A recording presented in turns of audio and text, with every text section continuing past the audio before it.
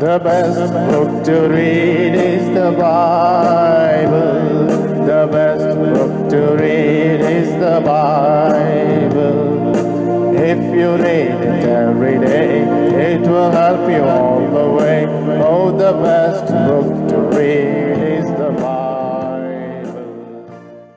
13:47. అపోస్తల కార్యములు 13:47. For so hath the Lord commanded us, saying, భూదిగంతముల I have వరకు set thee to be a రక్షణార్థముగా light of ఉన్నట్లు the నిన్ను Gentiles, that thou అన్యజనులకు shouldest వెలుగుగా be ఉంచి for ఉన్నాను అని salvation ప్రభు unto the మాకు ends of the ఆజ్ఞాపించిననిరి. Salvation unto the ends of the earth. Let's pray. ప్రార్థన చేసుకుందాం. Loving Heavenly Father, gracious Lord, I thank and praise you, Lord, for this opportunity that you have given me, O Lord, to come into thy presence, to stand before thy people. O Lord, thank you for keeping me alive up till this day. Thank you, O Lord, for Lord, your salvation that you gave me, O Lord. Thank you, O Lord, for your death, burial, and resurrection through which I have, O Lord, been redeemed. And I thank and praise thee for making me a part of your family. Thank you, O Lord, for this wonderful opportunity that I can testify in front of thy people for what you have been in my life. Lord, I ask thee that you might hide me behind thy cross. Use me for thy glory. Help me, O Lord, to lift Christ and Christ only. Help me, O Lord, that I might have the right utterances. And I also pray for translation. Give the right words to our dear brother and lead us, O Lord. Lord, through this small testimony, thy name might be glorified. More people might be drawn towards thee. And if there is anyone who is not saved, they might be saved. In Jesus' precious name, I ask a small prayer. Amen. Amen. My name is Joy Daniel. మరి నా పేరు సోదరుడి పేరు Joy Daniel. And I was born in Hyderabad. I am the actually, son of John Victor. I am a son of brother John Victor. మరి సోదరుడు John Victor గారి యొక్క కుమారుడు. So many of you might be knowing my father. He preaches, he translates, and he also does a lot of other ministries here. మరి అనేక మందికి John Victor గారు తెలుసు, మరి ఎంతో పరిచయం చేస్తూ ఉంటారు. So I was born on 9th October 1989. మరి 9 అక్టోబరు 1989లో నేను జన్మించాను. And here only in Secunderabad, Mushirabad Gandhi Hospital I was born. So, మరి ముషిరాబాద్లో మరి గాంధీ ఆసుపత్రిలో జన్మించాను. and as brother also mentioned, my parents, both my mother and my father, were actively involved in Hebron ministry. మరి నా యొక్క తల్లిదండ్రులు ఇద్దరు కూడా హెబ్రోన్ పరిచర్యలో ఎంతో మరి చురుకుగా ఉన్నారు. And I have an elder sister who is currently in USA right now. మరి నాకు ఒక పెద్ద అక్క ఉంది, మరి ఇప్పుడు ప్రస్తుతం అమెరికాలో ఉంది. And the reason I share these details is I wanted to stress on the fact that I grew up in and around Hebron. మరి సంగతులన్నీ ఎందుకు చెప్తున్నానంటే నేను హెబ్రోన్ చుట్టూ ఈ పరిసరాల్లో నేను పెరిగాను. And my father, though his office was around 20 to 30 kilometers from this place, మరి నా యొక్క తండ్రి యొక్క ఆఫీసు ఇక్కడ నుంచి మరి 20-30 కిలోమీటర్ల దూరం ఉన్నప్పటికీ he always prioritized taking a house or buying a house right next to the church. మరి ఎప్పుడు కూడా మరి మందిరానికి సమీపంలో మందిరానికి ప్రక్కనే ఒక ఇల్లు ఉండాలని ఎప్పుడు కూడా అలాంటి ఆలోచనతో ఉండేవారు. That way we would not miss any of the weekly meetings or even Sunday ministry. మరి ఆ విధంగా మరి వార కూడికలు కానీ ఆదివారం కూడిక కానీ మరి ఆ విధంగా తప్పిపోకుండా అన్ని హాజరయ్యేటట్లుగా చూసుకోవడానికి. Even my sister and myself, because my mother was a Sunday school teacher. మరి నా యొక్క తల్లి సండే స్కూల్ టీచర్ కాబట్టి my sister and myself, we would even attend the Sunday school prayer on Mondays evening. We would sit outside Hebron Pandal and my mother would be inside praying. మరి ఆ యొక్క సోమవారం సాయంత్రము Sunday school teachers meeting జరిగినప్పుడు మరి ఆ Sunday school teachers మీటింగ్లో నా తల్లి ఉన్నప్పుడు నేను నా సహోదరి ఇద్దరం కూడా బయట ఉండేవారం హెబ్రోన్లో. So that was my background or the environment in which I grew up. కాబట్టి నేను ఇటువంటి వాతావరణంలో నేను పెరుగుతూ ఉన్నాను. And my father, as uncle said, as I said, he was translating back then as well. మరి నా యొక్క తండ్రి అప్పుడు కూడా తర్జుమా చేస్తూ ఉండేవారు. And he used to also preach. అంతేకాకుండా బోధించేవారు. And you might say my father speaks very good Telugu. Why am I telling in English? మరి మీరు అనొచ్చు, మరి మీ తండ్రి చాలా చక్కటి తెలుగులో మాట్లాడతారు కాబట్టి నువ్వు ఎందుకు ఇంగ్లీష్లో చెప్తున్నావని. My father had a desire that I should translate in Hindi.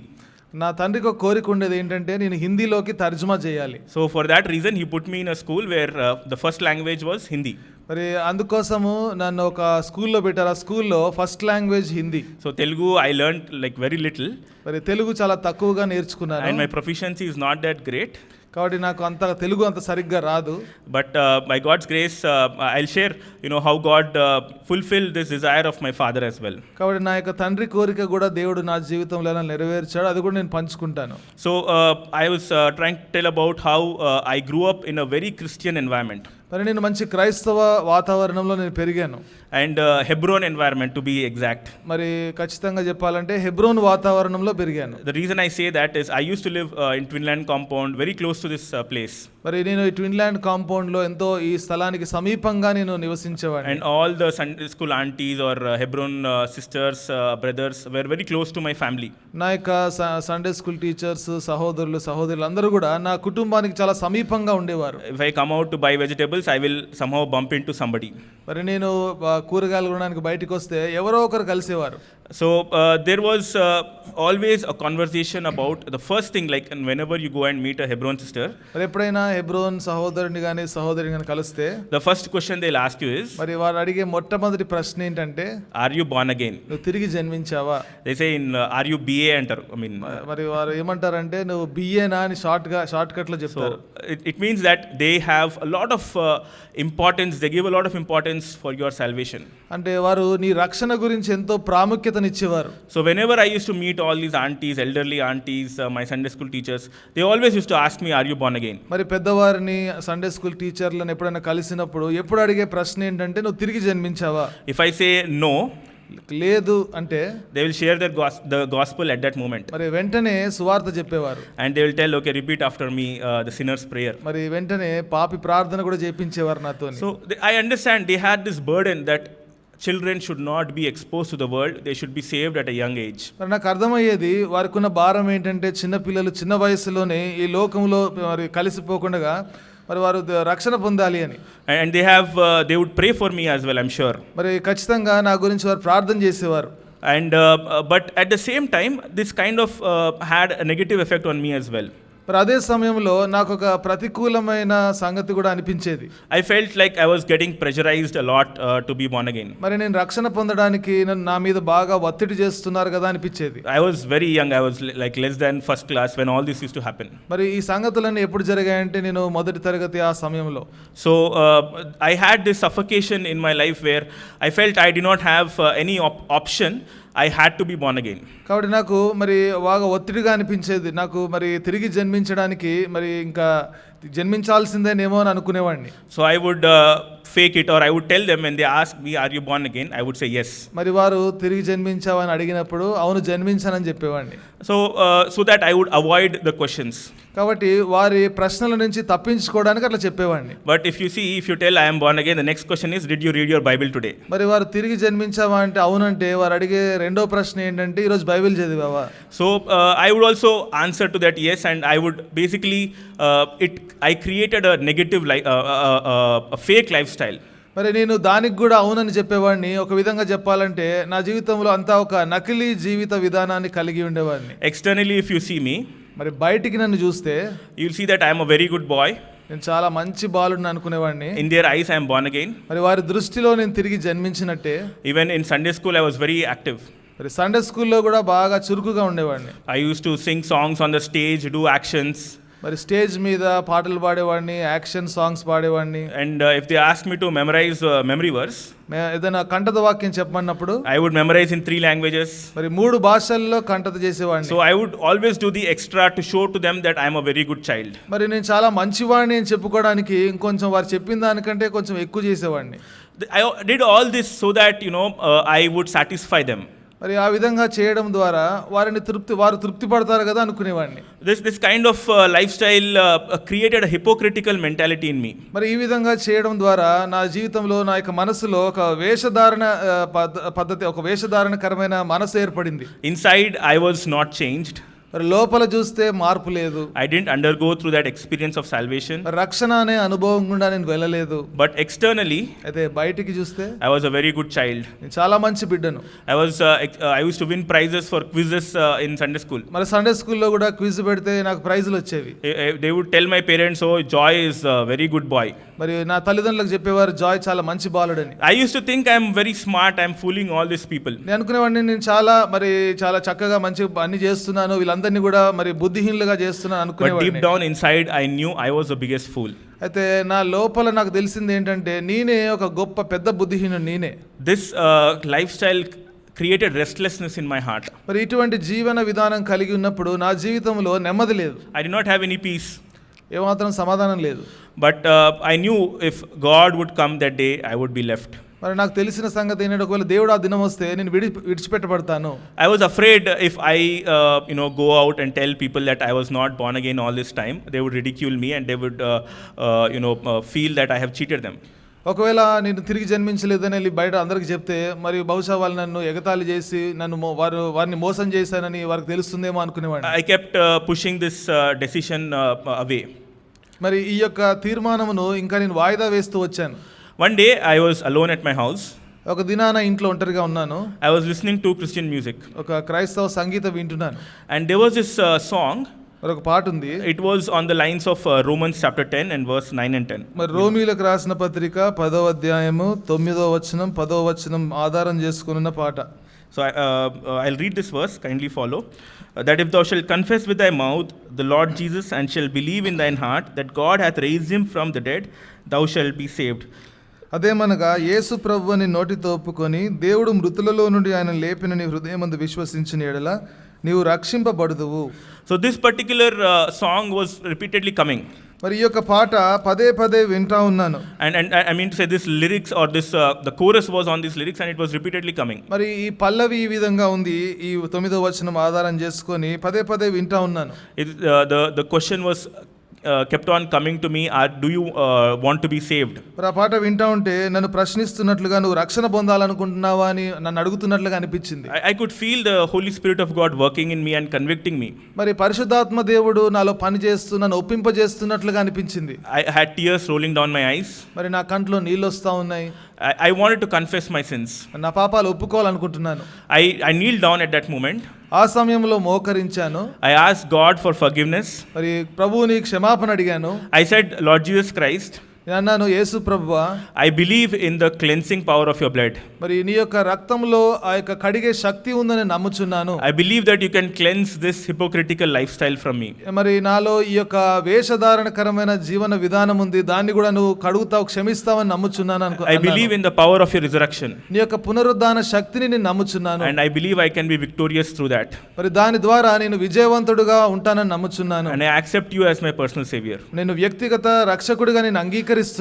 And when I said that, ఎప్పుడైతే మాటలు ప్రార్థన చేశానో I could feel the burden of this hypocritical life go away from me. మరి వేషధారణకరమైన జీవితం యొక్క భారము వెళ్ళిపోవడం నేను గమనించాను. I who was timid to tell people that I was hypocrite, మరి నేను వేషధారిగా ఉన్నాను అని ప్రజలతో చెప్పడానికి నాకు పిరికితనం అనిపించింది. now I could feel the courage that I would not fear anything come what may. I would tell people that I am really born again. మరి ఇప్పుడు నాకు ధైర్యం వచ్చింది, ప్రజలు ఏమనుకున్నా సరే పర్వాలేదు, నేను మరి వేషధారణకరమైన జీవితం జీవించానని చెప్పడానికి నాకు ఇప్పుడు భయం పోయింది. If you go further in the same chapter, you see this verse. మరి అదే అధ్యాయంలో ఈ వచనం చూస్తే 11th verse, if you, I'm reading, kindly follow. 11వ వచనం చూడండి. For the scripture saith, whosoever believeth on him shall not be ashamed. ఏమనగా ఆయన యందు విశ్వాసముంచు వాడెవడును సిగ్గుపడడని లేఖనము చెప్పుచున్నది. So the first thing I want to bring to your notice is there is no shame or nothing to feel ashamed of if you are believing in Lord Jesus Christ. ఇప్పుడు మొట్టమొదటి మీకు చెప్పాలనుకున్న సంగతి ఏంటంటే యేసుక్రీస్తు ప్రభువునందు విశ్వాసం ఉంచితే మనం సిగ్గుపడాల్సిన అవసరం లేదు. If there is anyone over here ఇక్కడ ఉన్నవారు ఎవరైనా సరే who is hiding their sin or who is hiding from the fact that they are not born again, ఒకవేళ వాళ్ళ పాపాన్ని కప్పుకుంటుంటే మరి రక్షణ పొందానని ఇతరులతో చెప్పకుండా ఉంటే I invite you to make this decision. మరి మీరు ఒక తీర్మానం తీసుకోమని మిమ్మల్ని ఆహ్వానిస్తున్నాను. As I mentioned, there is nothing to be ashamed of. మరి నేను చెప్పినట్లుగా సిగ్గుపడాల్సిన అవసరం లేదు. And I can truly testify that the Lord had enabled me throughout these years to be bold regarding his work in my life. కాబట్టి దేవుడు నా జీవితంలో చేసిన కార్యం విషయంలో ఇన్ని సంవత్సరాలు కూడా నేను ధైర్యంగా చెప్పగలుగుతున్నాను. And through these, as time passed by, మరి సమయం గడిచే కొలది I was reading the word and God was bringing me up spiritually. మరి నేను వాక్యం చదువుతా ఉన్నాను, మరి ఆత్మీయంగా దేవునిలో ఎదుగుతున్నాను. But there was this question about baptism. మరి బాప్తిస్మమునకు సంబంధించిన ఒక ప్రశ్న వచ్చేది.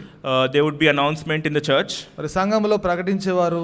but I would push it away, saying that I need to know more about God.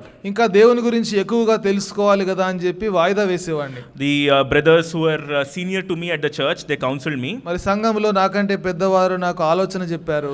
and they told me that the first decision or the immediate step that need to take after having the assurance of salvation is to witness in the waters of మరి baptism. వారు చెప్పింది ఏంటంటే, నీకు రక్షణ నిశ్చయత దొరికిన తర్వాత, నువ్వు రక్షణ నిశ్చయత పొందిన తర్వాత నువ్వు చేయవలసిన రెండవ మెట్టు ఏంటంటే బాప్తిస్మంలో సాక్ష్యం ఇవ్వాలి.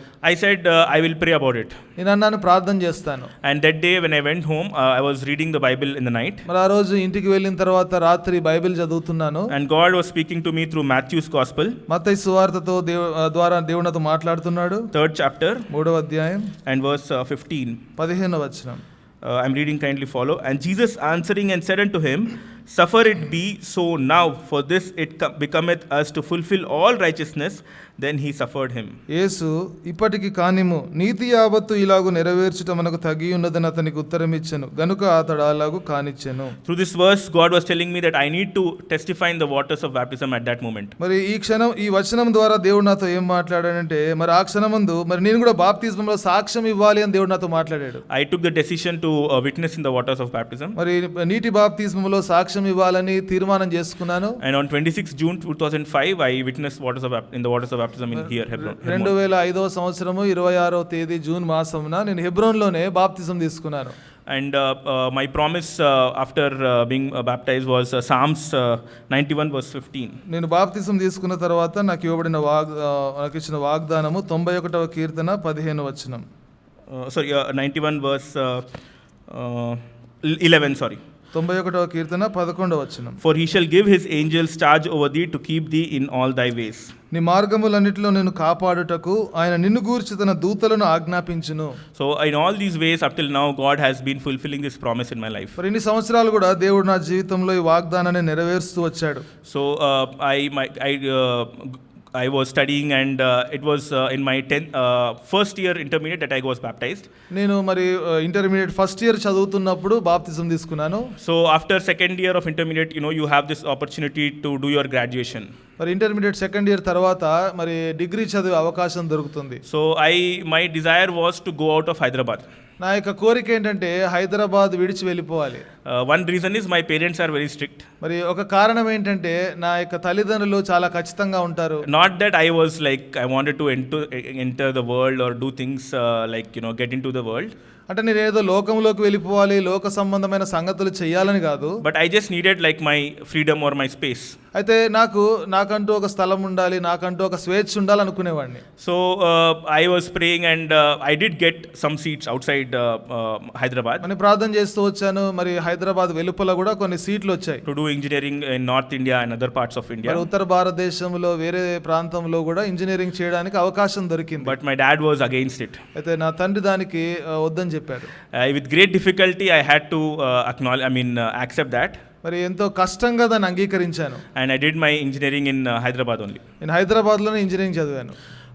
Then when I came to the final year of my engineering, engineering చివరి సంవత్సరంకి వచ్చిన తర్వాత that again the same question, I have to do my masters, I can go outside Hyderabad. I wanted to go outside మరి Hyderabad. అప్పుడే అదే ప్రశ్న, మరి masters చేయడానికి ఇప్పుడైనా హైదరాబాద్ నుంచి బయటికి వెళ్దామా అనుకున్నాను. And I was praying about it. దాని గురించి ప్రార్థన చేశాను. And God gave me a promise in 2011.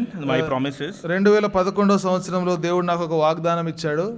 Isaiah యెషయా గ్రంథం chapter 55 and verse 12. 55వ అధ్యాయము 12వ వచనం. 11, sorry, verse 11. 11వ వచనం.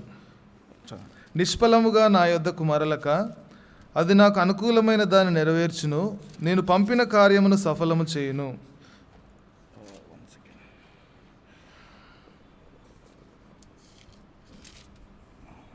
So it says, so shall my word go forth out of my mouth, it shall not return void. One second, I'll just tell you. So, yeah, basically what God was telling me was that, so 12th verse, sorry, my bad. 12th verse, Isaiah 55 verse 12. యెషయా 55:12. I am reading, kindly follow. For ye shall go out with joy and be led forth with peace. The mountains and the hills shall break forth before you into singing, and all the trees of the field shall clap their hands. మీరు సంతోషముగా బయలు వెలుదురు, సమాధానం పొంది తోడుకొని పోబడుదురు. మీ ఎదుట పర్వతములను మెటలును సంగీతనాదము చేయును, పొలములోని చెట్లనియు చప్పట్లు కొట్టును. So through this verse, I got the courage that maybe God wants me to go out of this place. మరి ఈ వచనం ద్వారా నాకు ధైర్యం కలిగింది, బహుశా దేవుడు ఈ స్థలము నుంచి నన్ను బయటకు తీసుకెళ్తున్నాడు అనుకున్నాను. But in a more spiritual way, God encouraged me that not just was He planning something for me as on a materialistic level, but on a spiritual way, I also need to have the courage to go out with joy, proclaiming His name. మరి ఎంతో ఆత్మీయ రీతిలో దేవుడు కూడా నన్ను మరి ఏదో భౌతికంగా ఏదో వస్తుపరంగా కాకుండా మరి ఆయన నామమును ప్రకటిస్తూ నేను బయటకు వెళ్ళడానికి దేవుడు కూడా నాకు ఈ వచనంతో ధైర్యం అనుగ్రహించాడు. I would participate in the church open air on Sundays. అది ఆదివారమున ఆ యొక్క సంఘం సువార్త ప్రకటించినప్పుడు దాంట్లో పాలు పొందేవాడిని. And I put myself that I should at least share the gospel, not just giving a tract, but interact with one person at least on that day. నేను అనుకునేవాడిని కేవలం కరపత్రికలు ఇవ్వడం మాత్రమే కాదు కానీ కనీసం ఒక వ్యక్తితో అయినా నేరుగా నేను సంభాషించాలి, మాట్లాడాలనుకునేవాడిని. And then share the gospel. ఆ తర్వాత సువార్త ప్రకటించాలి. God encouraged me through this verse, and I could fulfill that in my life. దేవుడు ఈ యొక్క వచనం ద్వారా నాతో మాట్లాడి నా యొక్క కోరిక నెరవేర్చాడు. And also, as I said, that year I wrote my CAT exam. మరి ఆ సంవత్సరం నేను క్యాట్ పరీక్ష రాశాను. This is normally written for masters in business administration entrance exam. మరి మాస్టర్స్ బిజినెస్ అడ్మినిస్ట్రేషన్ చేయడానికి సాధారణంగా ఈ పరీక్ష రాస్తారు. And in a miraculous way, మరి ఇంత అద్భుతమైన రీతిలో God gave me like a 99.1 percentile score. దేవుడు నాకు 99.1% స్కోర్ ఇచ్చాడు. It's because I say it's miraculous because I am not that smart. మరి ఎందుకు నేను అద్భుతమైన రీతిలో అంటున్నానంటే నేను అంత అనుకోలేదు, ఊహించలేదు, అంత స్మార్ట్ కాదు నేను. So I ended up in an IIM. మరి నేను ఐఐఎంలో చేరాను to do my masters in business administration. మరి మాస్టర్స్ ఇన్ బిజినెస్ అడ్మినిస్ట్రేషన్ చేయడానికి. It was in Indore in Madhya Pradesh. అది మధ్యప్రదేశ్లో ఇందోర్ పట్టణంలో. And for 2 years I did my masters there. అక్కడ 2 సంవత్సరాలు మాస్టర్స్ డిగ్రీ చేశాను. And then I used to attend the local church there. అక్కడ స్థానిక సంఘానికి హాజరయ్యేవాడిని. And then after my MBA, నా ఎంబీఏ చేసిన తర్వాత again in a miraculous way God gave me a job in a media company as a marketing manager in Calcutta. మరి అద్భుతమైన రీతిలో కలకత్తాలో మరి ఆ యొక్క మీడియా మేనేజర్గా మార్కెటింగ్ కంపెనీలో దేవుడు నాకు ఉద్యోగం ఇచ్చాడు. So it was like a media company which basically I was selling media space. మరి అది మీడియా కంపెనీ, మీడియా స్పేస్ని నేను అమ్మేవాడిని. So in Calcutta, God gave me the opportunity to be associated with the local church in a bigger way. మరి స్థానిక సంఘంలో కలకత్తాలో ఆ స్థానిక సంఘంలో ఎంతో మరి చురుకుగా నేను పాలు పొందడం ప్రారంభించాను. So I would do anything in the church, right from cleaning to putting mats. Every ministry I would do it. మరి ప్రతి పరిచర్యలో ప్రతి కుడికలో కూడా మరి ఊడవడం కానీ, శుభ్రపరచడం కానీ, చాపలేయడం కానీ అన్ని పనులు చేసేవాడిని. I always was attracted towards doing things which were less glorious. మరి ఏవైతే తక్కువగా మహిమకరంగా ఉంటాయో వాటి విషయంలో బాగా ఆకర్షితుడయ్యేవాడిని ఎప్పుడు. But at the same time God helped me, as I said, my father's desire to translate from Hindi to Telugu and also from Telugu to Hindi. మరి అదే సమయంలో నా తండ్రి యొక్క కోరిక కూడా నెరవేర్చబడాలి. హిందీ నుంచి తెలుగుకి, తెలుగు నుంచి హిందీకి కూడా నేను తర్జుమా చేయాలి. And God helped me to do that. మరి దేవుడు ఆ పని చేయడానికి సాయం చేశాడు. And I was able to witness in as the verse from Isaiah 55:12, I was able to witness in North Indian country, North Indian part in Hindi and Bengali as well. మరి నేను హిందీలో మరి బెంగాలీలో కూడా నేను మరి ఆ విధంగా వాక్యం పంచుకోవడం, సాక్ష్యం ఇవ్వడం నేను చేయగలిగాను. So I could after that I came to Bangalore. తర్వాత బెంగళూరుకు వచ్చాను. And in the year 2017, 2017వ సంవత్సరంలో I had an opportunity of going outside India. మరి భారతదేశానికి వెలుపల వెళ్ళడానికి నాకు అవకాశం దొరికింది. I had this not a desire, but I was just praying about it. మరి నాకు అంత కోరిక కాదు కానీ దాని గురించి ప్రార్థన చేసేవాడిని. And I wanted God to guide me. మరి దేవుడు నన్ను నడిపించాలి అని కోరుకున్నాను. Because I had a decent job in India. ఎందుకంటే భారతదేశంలో మంచి ఉద్యోగం ఉంది. And the only reason why I wanted to go was my sister lives in USA. మరి ఎందుకు నేను బయటికి వెళ్ళాలనుకుంటున్నానంటే నా సహోదరి మరి అమెరికాలో ఉంది కాబట్టి. So that year I got this promise, the verse we read. మరి ఆ సంవత్సరం నాకు వచ్చిన వాగ్దానం ఏంటంటే Acts of the Apostles chapter 13 and verse 47. అపోస్తుల కార్యములు 13వ అధ్యాయము 37వ వచనం, 47వ వచనం. So the verse that we read. మనం చదువుకున్న వచనం. So here it says that I would be a witness, I would be a light to the Gentiles and should be salvation unto the ends of the earth. ఏలయనగా నీవు భూదిగంతముల వరకు రక్షణార్థముగా ఉండునట్లు నిన్ను అన్యజనులకు వెలుగుగా ఉంచి ఉన్నాను అని ప్రభువు మాకు ఆజ్ఞాపించిననిరి. So this verse encouraged me that not just in India that I should be a light, but unto the ends of the world. మరి ఈ వచనం నన్ను ఏ విధంగా ప్రోత్సహించిందంటే కేవలం భారతదేశంలో మాత్రమే కాదు, మరి భూదిగంతముల వరకు కూడా నేను మరి రక్షణార్థముగా ఉన్నట్లు అన్యజనులకు వెలుగుగా ఉండాలి. And that year I got an option to go as a permanent resident to Canada. మరి ఆ సంవత్సరము మరి కెనడా దేశానికి మరి పర్మనెంట్ రెసిడెంట్గా వెళ్ళడానికి నాకు అవకాశం దొరికింది. And God helped me to go there. మరి అక్కడ వెళ్ళడానికి దేవుడు సహాయపడ్డాడు. And the main purpose again from this verse I understood was not to earn money or not to improve my lifestyle. మరి ఈ వచనం ద్వారా నేను అర్థం చేసుకున్నది ముఖ్య ఉద్దేశం ఏంటంటే డబ్బు సంపాదించడానికి, నా జీవన విధానం పెంచుకోవడానికి కాదు, but to be a witness for him. అయితే ప్రభువుకు సాక్షిగా ఉండడానికి. And in a great way I was able to witness both on the streets and also through the church. మరి ఎంతో గొప్ప రీతిలో దేవుడు నన్ను ఆ యొక్క మా సంఘంలో కానీ తర్వాత వీధుల్లో మరి సాక్ష్యం ఇవ్వగలిగాను. So I could participate. I was participating in the ministries in the church. మరి సంఘంలో పరిచర్యలో పాలు పొందుతూ ఉండేవాడిని. And I would again do everything, like as I said, right from cleaning to even pulpit ministry. మరి అక్కడ కూడా మరి శుభ్రపరచడము, చాపలేయడము, పుల్పిట్ పరిచర్య అన్నీ చేసేవాడిని. Though my Telugu is not that good, నా తెలుగు అంత బాగా రాకపోయినా I also translate from English to Telugu. మరి ఇంగ్లీష్ నుంచి తెలుగు కూడా తర్జుమా చేస్తాను. I share all this because to show how weak I am and how foolish I am. మరి ఇవన్నీ ఎందుకు చెప్తున్నానంటే నేను ఎంత బలహీనుడను, నేను ఎంత బుద్ధిహీనుడను. But it is only through the grace of God that I am able to do anything. మరి కేవలం దేవుని కృపను బట్టే ఇవన్నీ కూడా చేయగలుగుతున్నాను. Now I have a job. I am quite settled in Canada. ఇప్పుడు నాకు ఉద్యోగం ఉంది, మరి కెనడాలో స్థిరపడ్డాను. The next question was marriage. మరి తర్వాత ప్రశ్న ఏంటంటే వివాహం. I was always pushing this away because I felt I need some more time. ఎప్పుడు కూడా వాయిదా వేసేవాడిని. ఏమనుకునేవాడిని అంటే ఇంకా కొంత సమయం కావాలనుకునేవాడిని. And I was praying, whenever I was praying, if there was anything negative, I would tell my parents, God is not speaking to me. This is the verse. I'm not going to get married anytime. మరి ఎప్పుడైనా ప్రార్థన చేసేటప్పుడు ఏదైనా ప్రతికూలంగా అనిపిస్తే నా తల్లిదండ్రులకు చెప్పేవాడిని, ఇప్పుడే దేవుడు నాతో మాట్లాడట్లేదు, నేను వాయిదా వేసేవాడిని. And I would put very difficult conditions for God so that I would say yes to marriage. మరి నేను వివాహానికి అవును అని చెప్పడానికి దేవునికి ఎంతో కఠినమైన మరి ప్రశ్నలు, షరతులు పెట్టేవాడిని. Whenever a proposal came, ఎప్పుడైనా వివాహ సంబంధం వస్తే I would pray and I would say, put very hard, impossible things. And if they don't happen, then I would say, okay, God is not showing His guidance. మరి అసాధ్యమైనవన్నీ కూడా షరతులుగా పెట్టి అవి జరగకపోతే దేవుడు మరి ఈ విషయానికి, ఈ సంబంధానికి దేవుడు ఒప్పుకోవట్లేదేమో అనుకునేవాడిని. But I knew I was getting old. అయితే నాకు అర్థమైంది ఏంటంటే నా వయసు పెరుగుతుంది. And it's God's command that we should be united. మరి దేవుని యొక్క ఆజ్ఞ ఏంటంటే మరి వివాహంలో జతపరచబడాలి. So in the year 2021, 2021 సంవత్సరంలో I couldn't take a promise because of COVID. మరి కోవిడ్ని బట్టి వాగ్దానం తీసుకోలేదు. But in the first of the year, I was starting reading the Bible from Genesis. మరి ఆ సంవత్సరం ఆది నుంచి కూడా ఆది కాండం నుంచి ప్రారంభించాను బైబిల్ చదవడం. So I was reading through Genesis chapter 2 on the first day of January. మరి జనవరి మొదటి దినాన ఆది కాండము 2వ అధ్యాయం చదువుతున్నాను. And here if you go through this verse, 18th verse, it says, 18వ వచనం Genesis 2:18. ఆది కాండము 2:18. We'll all read this verse together. అందరం కలిసి చదువుకుందామండి.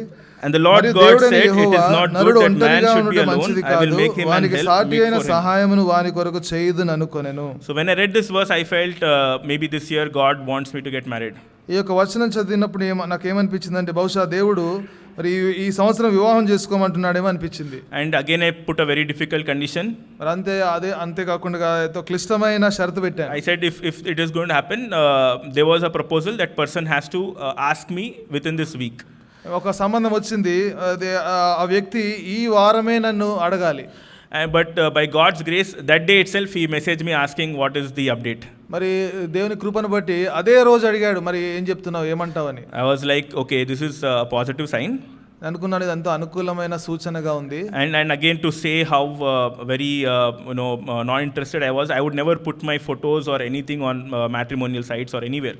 మరి మ్యాట్రిమోనియల్ సైట్స్లో కానీ ఎక్కడైనా కూడా నా ఫోటోలు ఎప్పుడు పెట్టేవాడిని If కాదు. anyone asked me, give me photos, I would tell, use my social media or somewhere you can get my photos. ఎవరైనా ఫోటోలు అడిగితే నా సోషల్ మీడియాలో ఫోటోలు తీసుకోండి, ఎక్కడైనా ఫోటోలు సంపాదించని చెప్పేవాడిని. But I would not take photos. అయితే ఫోటోలు పంపించేవాడిని కాదు. But that day when this thing happened, మరి ఆ రోజు ఈ విధంగా జరిగినప్పుడు I could feel, okay, there's some positive thing happening. నాకు అనిపించింది ఏంటంటే ఏదో అనుకూలంగా జరుగుతుంది. I said I'll take one step at a time. మరి ఒకసారి ఒక మెట్టు తీసుకుంటాను. I told that brother, okay brother, I can we can share numbers, I can talk to their family or something like that. మరి ఆ సోదరుడికి చెప్పాను, phone నెంబర్లు ఇస్తే ఆ కుటుంబంతో మాట్లాడుతానని చెప్పాను. And then I met the girl. తర్వాత ఆ అమ్మాయిని కలుసుకున్నాను. And she was extremely strong because she said God spoke to her clearly and it was me who she's going to marry. మరి ఆ అమ్మాయి ఏమో ఎంతో ఖచ్చితంగా చెప్తుంది ఏంటంటే దేవుడు నాతో మాట్లాడాడు కాబట్టి నిన్నే వివాహం చేసుకుంటానని చెప్తుంది. And when I heard this, I was like, okay, this is going very fast. మరి ఎప్పుడైతే ఆ అమ్మాయి ఆ మాట అన్నదో నాకు వెంటనే అనిపించింది ఏంటంటే చాలా మరి ఫాస్ట్గా స్పీడ్గా పోతుంది అనిపించింది. So I said, okay God, okay, I will pray again, you give me one more sign. అప్పుడు మళ్ళా నేను ప్రార్థన చేసి దేవుడిని అడిగాను, ప్రభువా ఇంకొక సూచన చూపించు. So as I was reading Genesis chapter 22 or 24. మరి అప్పుడు ఆదికాండము 24వ అధ్యాయం చదువుతున్నాను. So here in Genesis chapter 24, it talks about how Isaac got married. మరి ఇక్కడ ఆదికాండం 24వ అధ్యాయంలో ఇస్సాకు ఎట్లా వివాహం చేసుకున్నాడు ఇక్కడ రాయబడింది. How God's desire was that he should go back to his own kindred and find a girl. మరి దేవుని యొక్క కోరిక ఏంటంటే తన యొక్క స్వజనం దగ్గరికి వెళ్ళి, మరి అబ్రహాము యొక్క కోరిక ఏంటంటే తన స్వంత ఇంటి వారి దగ్గరికి వెళ్ళి అక్కడ మరి ఒక అమ్మాయిని చూడాలి అని. When I read this verse and through this chapter, I was sure that this person was the person I should marry. ఎప్పుడైతే ఈ యొక్క అధ్యాయం చదివానో అప్పుడు నాకు ఖచ్చితంగా నాకు అనిపించింది ఏంటంటే నేను ఈ వ్యక్తినే వివాహం చేసుకోవాలి. I got married the same year. మరి అదే సంవత్సరం వివాహం అయింది. By God's grace on 29th December.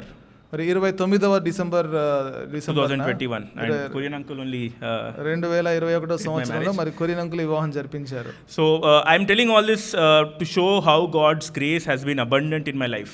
నా జీవితంలో దేవుని యొక్క కృప ఎంత సమృద్ధిగా ఉందో చెప్పడానికి ఈ సంగతులన్నీ చెప్తున్నాను. So many blessings I enjoyed. మరి ఎన్నో ఆశీర్వాదాలు ఆనందించాను. In fact, I can say because my parents were so active in ministry, మరి నా యొక్క తల్లిదండ్రులు పరిచర్యలో మరి ఎంతో పరిచర్య చేసేవారు కాబట్టి they didn't have time for the family.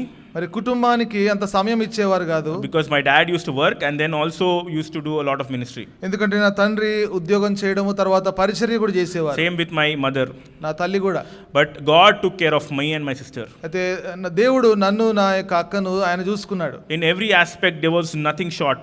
మరి ఏ విషయంలో కూడా మాకు తక్కువ కాలేదు. Everything I could see the abundance of his grace. మరి ప్రతి విషయంలో కూడా దేవుని యొక్క సమృద్ధి అయిన కృపను చూసాం. And as I said, he fulfilled the desires of everybody. మరి నేను చెప్పినట్లుగా మా యొక్క ప్రతి ఒక్కరి కోరికలు దేవుడు నెరవేర్చాడు. Even the job that I'm doing right now, ఇప్పుడు నేను చేసే ఉద్యోగం కూడా this is like my third year or fourth year. మరి ఇది 4వ సంవత్సరము. And in the 3 years I doubled my salary from what I joined to what I get paid right now. It is double what I earn. మరి నేను ఎంత జీతంతో అయితే నేను ఆ ఉద్యోగంలో జాయిన్ అయ్యానో మరి ఈ రోజుకి 4 సంవత్సరాలకి అది రెట్టింపు అయింది. So I'm not saying that I'm great.